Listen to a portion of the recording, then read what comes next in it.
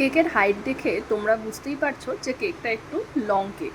হ্যাঁ, কারণ যিনি অর্ডারটা দিয়েছিলেন উনি চাইছিলেন যে 4 পাউন্ডের উপরে কেকটা যেন একটু দেখতে লম্বা হয়।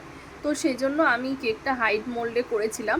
আর যে ডিজাইনটা করেছিলাম, এই যে গাছের গুঁড়ির যে ডিজাইনটা করছি, এটা একটু হাইট না হলে দেখতেও ভালো লাগবে না। তোমাদের সবাইকে অনেক অনেক ধন্যবাদ, কারণ আজকে আমি ভিডিওটা দিচ্ছি কিন্তু দুদিন আগে যখন কেকটা পোস্ট করেছিলাম তোমাদের অনেকের অনেক ভালোবাসা পেয়েছি, অনেকে জানিয়েছো কেকটা তোমাদের খুব ভালো লেগেছে, আর অনেকেই দাম জানতে চেয়েছো। তো তাদের ক্ষেত্রে বলি, একটা কেকের পাউন্ড প্লাস তোমার ফ্লেভার অনুযায়ী কেকের প্রাইস ডিসাইড করা হয়।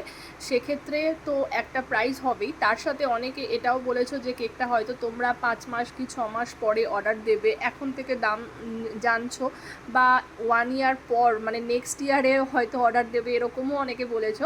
তো সেক্ষেত্রে প্রাইস কিন্তু সেম থাকবে না, কারণ এটা বানাতে যে র মেটেরিয়াল লাগে সেই মেটেরিয়ালের কস্টিং যেরকম আজকে একরকম ধরনের, তো কিছুদিন পরে আবার কেকের র মেটেরিয়ালের কস্টিং বাড়ছে। তো যখন মেটেরিয়াল কেকটা যে দিদিভাই অর্ডার দিয়েছিলেন, কেকের প্রাইসটা আমাকে বলেছিলেন কি ওনাদের 40 থেকে 50 জনের হবে এরকম একটা পাউন্ড বানিয়ে দিতে কেকের। তো সেই কথা মাথায় রেখে আমি কেকটা 4 পাউন্ডের করি, কারণ 4 পাউন্ডের কেক নিলে অ্যাপ্রক্স 40 থেকে 50 জনের অনায়াসে হয়ে যাবে। আর উনি কোনো ডিজাইন আমাকে বলে দেননি, উনি শুধু বলেছিলেন ওনাদের বার্থডে সেলিব্রেশনে ব্যাকগ্রাউন্ড যেটা ছিল সেই ব্যাকগ্রাউন্ড অনুযায়ী যাতে কেকটা পারফেক্ট মানায়, তো সেই হিসাবে একটা কেক বানিয়ে দিতে।